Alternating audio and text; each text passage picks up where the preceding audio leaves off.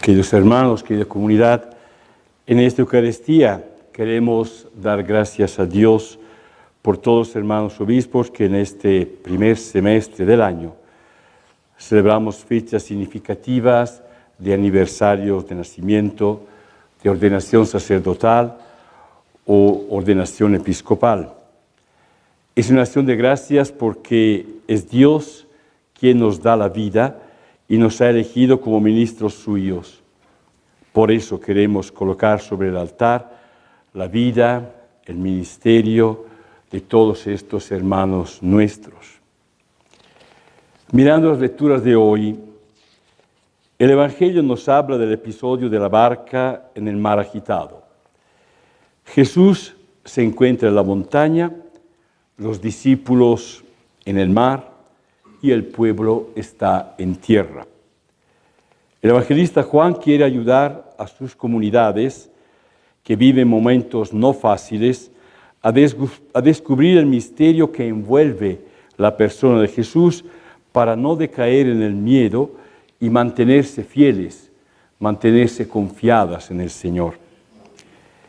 En la época en la cual Juan escribe, el barquito diríamos, porque eran pocas y pequeñas las comunidades, se enfrentaba a un viento contrario, tanto de parte de algunos judíos convertidos que querían reducir el misterio de Jesús a profecías o a la reencarnación de figuras del Antiguo Testamento, como de parte de algunos paganos convertidos que pensaban que fuera posible una alianza entre Jesús y los poderes de aquel tiempo, el poder del imperio. Jesús se encuentra en la montaña. Ante la multiplicación de los panes, la gente creía que Jesús debía de ser el Mesías esperado.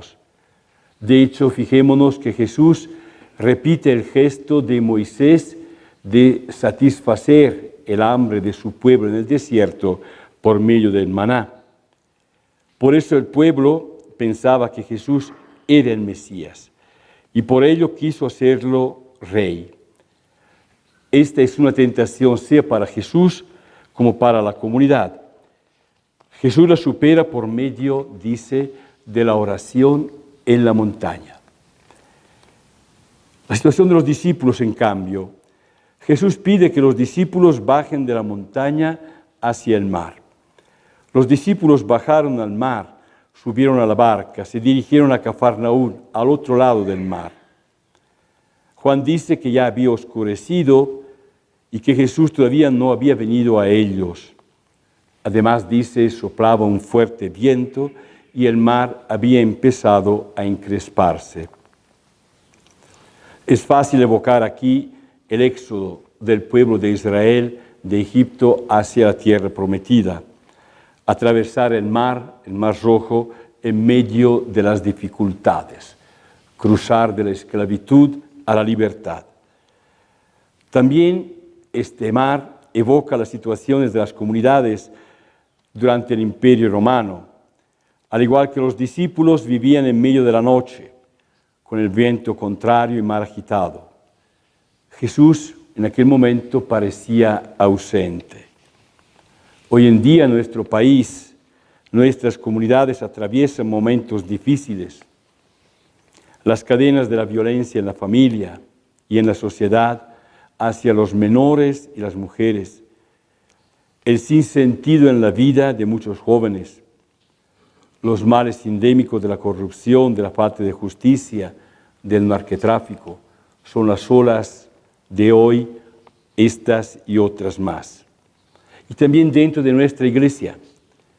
Son olas que no nos permiten avanzar, la falta de entusiasmo pastoral, el antitestimonio de algunos agentes pastorales, el quedarse tranquilos en lo que hacemos o en lo que somos, a veces también el silencio cómodo y cómplice frente a las situaciones de los pobres.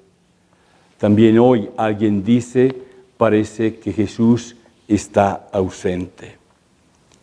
Pero hay un cambio de situación. Jesús llega andando sobre las aguas de la vida, el mar de la vida. Los discípulos tuvieron miedo, no lo reconocen. Jesús se acerca y les dice, soy yo, no teman. Jesús revela su divinidad dominando y venciendo el mar, imponiéndole sus límites e impidiendo que la barca de sus discípulos sea sobrepasada por las olas. Y es así que entonces llegaron al puerto deseado. Ellos quieren recoger a Jesús en la barca, pero no es necesario, porque justamente esta barca llega rápidamente a tierra, a donde iban. Llegan al puerto deseado. El Salmo 107 nos dice, el Señor cambió la tempestad en suave brisa y las olas del mar se aquietaron. Se alegraron al verlas tranquilas y Él los llevó al puerto deseado. Vayamos un momento a la primera lectura. En cambio, esta primera lectura nos muestra la designación de los 7 primeros diáconos por la comunidad y la imposición de las manos por parte de los apóstoles.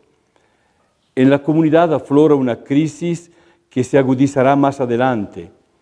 Las dificultades entre los cristianos de origen judía y los de origen griega, 2 grupos claramente diferenciados, unos más tradicionales, aún aferrados a la ley de Moisés, y otros más abiertos, que entenderán la buena noticia con independencia respecto a la antigua ley del Antiguo Testamento. Aunque un poco de manera idílica e idealizada, la primera lectura nos presenta una iglesia, diría, familiar, en la que la autoridad de los apóstoles no se ejerce de modo jerárquico. A partir de una necesidad clara de la comunidad, el servicio de la caridad a las viudas de origen griega, la comunidad pide a los apóstoles la toma de una decisión. Es una iglesia pequeña. La autoridad se ejerce, parece, de manera paternal y no sustituye a la comunidad. Dice el texto, busquen entre ustedes a 7 hombres de buena fama, llenos del Espíritu Santo y sabiduría, y nosotros le encargaremos esta tarea. De esta manera podremos dedicarnos a la oración y al ministerio de la palabra. La comunidad aprueba la propuesta de los apóstoles, la comunidad elige a los diáconos y por su parte los apóstoles imponen las manos, les dan el ministerio del diaconado y del servicio a la caridad. Podemos decir que es un ejercicio de la autoridad que se hace escucha mutua, discernimiento y presencia del Espíritu que guía a la comunidad. A partir de estas 2 lecturas, permíteme compartirles algunas enseñanzas que aplico a mí mismo a partir de ellas. Una primera enseñanza. Al igual que Jesús y los discípulos, podemos sufrir a veces la tentación del poder o de la autosuficiencia. La podemos vencer solo con la oración, subiendo a la montaña, es decir, entrando al lugar de Dios, entrando en la intimidad de Dios con Él. No tengamos miedo a calificar nuestra acción pastoral con la oración. Nuestras iglesias, una segunda enseñanza, nuestras iglesias locales, comunidades de fe, sufren a veces ataques externos como también dificultades de vida interiormente a las mismas. Si bien tenemos que saber discernir las mismas dificultades con la experiencia o también con sabiduría humana, no olvidemos que es Jesús quien conduce a su iglesia y la hace llegar segura al puerto.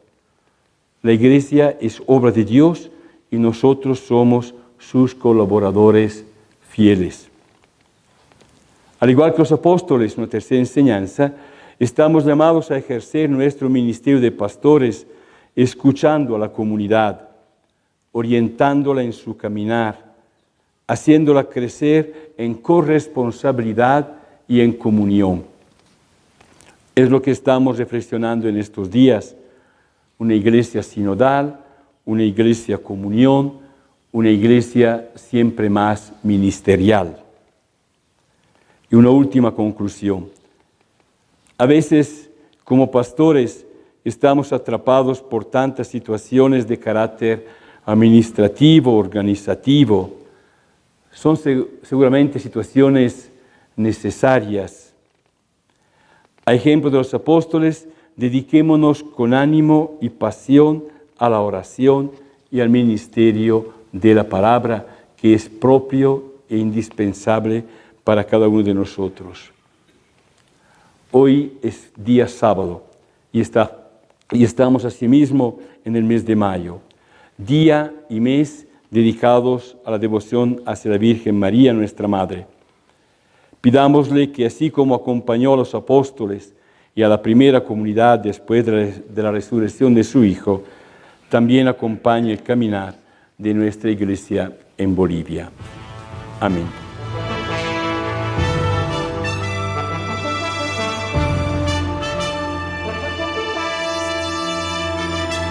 Centésima sexta Asamblea de los Obispos de Bolivia, Cochabamba, 2 al 7 de mayo de 2019.